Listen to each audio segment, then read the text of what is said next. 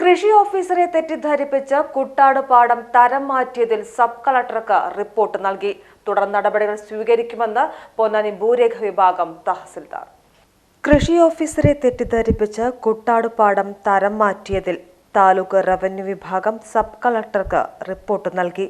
കുട്ടാട് പാടശേഖരം നികത്തുവാൻ മറ്റൊരു സ്ഥലം കാണിച്ചു നൽകി തരം മാറ്റിയതാണെന്ന് ഈഴവത്തുരുത്തി കൃഷി ഓഫീസറുടെ റിപ്പോർട്ടും വില്ലേജ് ഓഫീസറുടെ റിപ്പോർട്ടും ഉൾപ്പെടെ ചേർത്താണ് തഹസിൽദാർ സബ് കളക്ടർക്ക് റിപ്പോർട്ട് സമർപ്പിച്ചത്. സംഭവത്തിൽ അനധികൃത ഭൂമി തരം മാറ്റം നടത്തിയതായാണ് കണ്ടെത്തൽ. കൃഷി ഓഫീസറെ തെറ്റിദ്ധരിപ്പിച്ചതിനാൽ ഫോറം 5 കൊടുക്കുമ്പോൾ വീഴ്ച പറ്റിയതായും റിപ്പോർട്ടിലുണ്ട്. സ്ഥലം ശരിയായ രീതിയിൽ മനസ്സിലാക്കാതെയാണ് ഫോറം 5 പ്രകാരം അനുമതി നൽകിയത്. പൊന്നാനി താലൂക്കിലെ നെൽകൃഷി ചെയ്യുന്ന പ്രധാനപ്പെട്ട സ്ഥലമാണ് കുട്ടാട് പാടശേഖരം.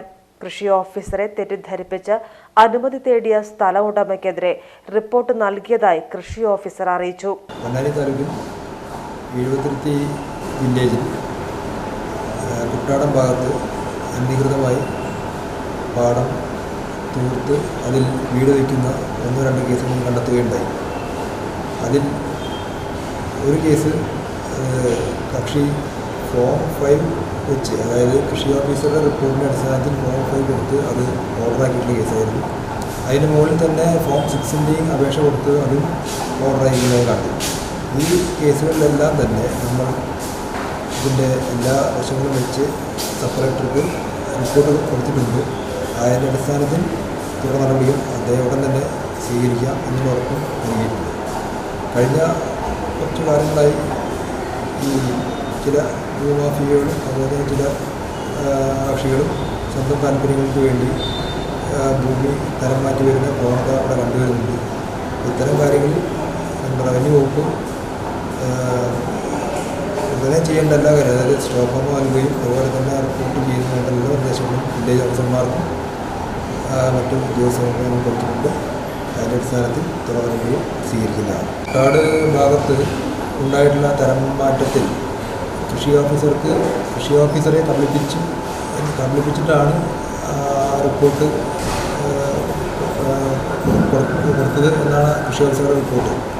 അതായത് സ്ഥലം ശരിയായ രീതിയിൽ അദ്ദേഹം മനസ്സിലാക്കാൻ സാധിച്ചില്ല. അതിൻ്റെ തരം അത് പാടമാണോ അതോ തോട്ടഭൂമിയാണോ എന്നുള്ളത്. അപ്പോൾ തോട്ടഭൂമി അദ്ദേഹത്തെ കാണിച്ചു, അത് അദ്ദേഹം തെറ്റിദ്ധരിക്കപ്പെട്ടു. അദ്ദേഹത്തെ സഹകരണം നോക്കുന്നതിനുള്ള ഒരു ടെക്നിക്കലായിട്ടുള്ള അത് അദ്ദേഹത്തിൻ്റെ കയ്യിലില്ല. അത് കാരണമാണ് സംഭവിച്ചു എന്നാണ് പറയുന്നത്. അപ്പോൾ അത്തരം കാര്യങ്ങൾ നമുക്ക് കൃഷി ഓഫീസറോട് നമുക്ക് നേരിട്ടൊന്നും പറയാൻ സാധിക്കില്ല. പക്ഷേ അത്തരം സമയങ്ങളിൽ വില്ലേജ് ഓഫീസറും കൂടി ഒരു സാന്നിധ്യം അതുണ്ടെങ്കിൽ ആ ഒരു സംഭവം ഒഴിവാക്കാമായിരുന്നു എന്നുള്ളതാണ് ഒരു അഭിപ്രായം.